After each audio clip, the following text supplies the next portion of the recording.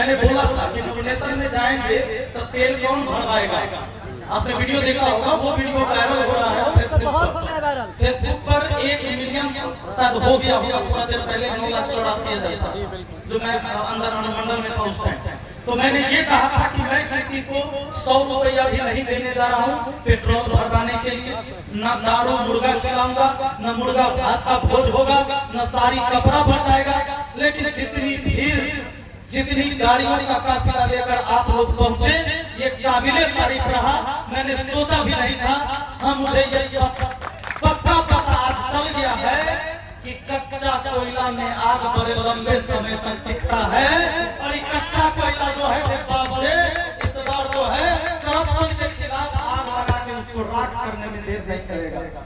तो मुझे पूरा भरोसा है आप सब पर। और मैं आपको क्या कहूँ, मेरे पास शब्द नहीं है भाई। भीड़ जुटाने के लिए तो लोग 400-400 रुपया घरे भेज रहा है, गाड़ी घोड़ा भेज रहा है, तब लोग आ रहा है। ये आपका प्यार है। और ये जो प्यार दे रहे हैं ना, ये मेरे लिए बहुत बड़ी जिम्मेदारी है।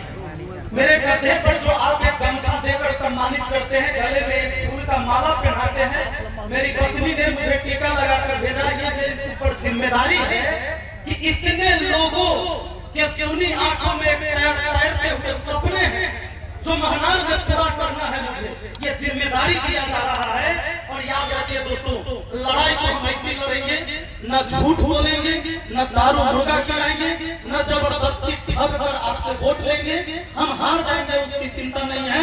हमारे जयराम महतो मित्र है, अभी विधायक है झारखंड में, उन्होंने एक बात कहा था, बड़ा जबरदस्त लाइन कहा था कि अगर हम चिंता मत करिए, टेंशन मत लीजिए, हम हार भी जाएंगे ना तो तुम्हारे जीत से ज्यादा चर्चा गांव की मंडियों में और गली के शहरों में हमारी होगी। तो इसी के साथ हम लोग को लड़ाई लड़नी है। लड़ाई कैसी लड़ाई है? विचारधारा की लड़ाई है। मेरे साथ वो लोग आएंगे जिनकी विचारधारा हमसे मिल रहा है, जिनको समाज में क्रांति पैदा करना है।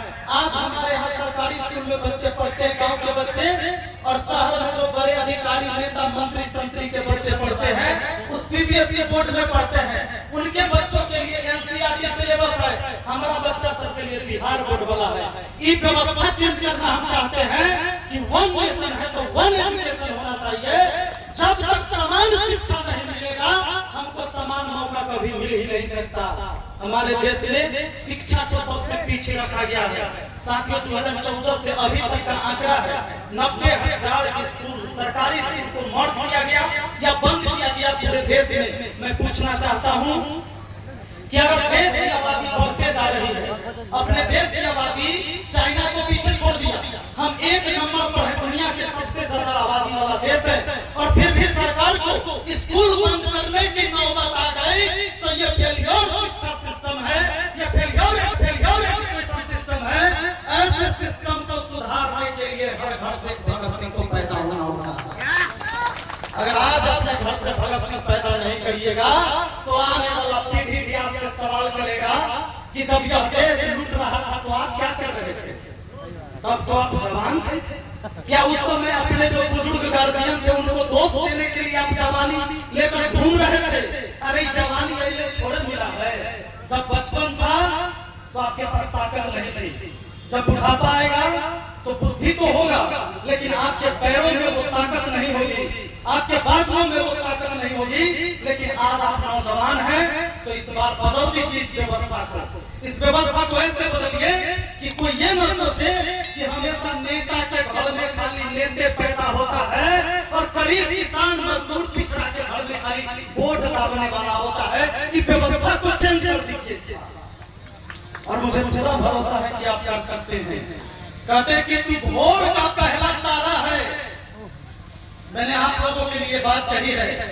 तू भोर का पहला तारा है, परिवर्तन का एक नारा है। ये अंधेरा कुछ पलता है, फिर सब कुछ तुम्हारा है, सब कुछ तुम्हारा है। तू माटी का लाल है, कोई कंकर या धूल नहीं। तू माटी का लाल है, कोई कंकर या धूल नहीं। तू समय बदलते रख देगा, इतिहास लिखेगा। क्या बात है साथियों, आज आप नौजवानों के दम पर मैं ये कि जाति और पार्टी से ऊपर उठिए। अपने जाति के लिए आप लड़ने के लिए तैयार हैं, लेकिन अपन बाल बच्चा के मुंह देखकर लड़ाई नहीं लड़ना चाहते हैं। कहते हैं हमारा जात वाला नेता चाहिए, लेकिन आपको ही नहीं पता है कि आप ही के जाति का नेता ने इस देश में जब एक देश है तो तुरंत का शिक्षा व्यवस्था बनाया है। अमीर गरीब के लिए अलग है, बड़े बड़े नेता भोज एक साथ खाते हैं, गरीब जाके साथ में उसमें नहीं खाता है। आपके लिए व्यवस्था अलग है, उनके लिए व्यवस्था अलग है, लेकिन हम अपने जाति के नाम पर लड़ाई लड़ेंगे। और यही का सबसे बड़ा हथियार होता है। सबसे पहले आपको धर्म में बांटा जाएगा, फिर जाति में बांटा जाएगा, फिर पार्टी में बांटा जाएगा।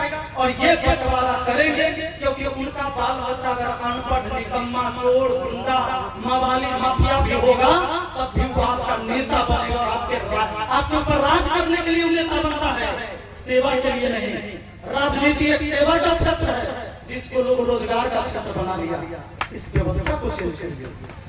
साथियों, हम आपको दिल से धन्यवाद देते हैं कि जितने भी नौजवान गार्जियन, मेरे भाई बहन जितने भी आज शामिल हुए हैं, मैं हमेशा आपके इस सहयोग के लिए ऋणी रहूंगा।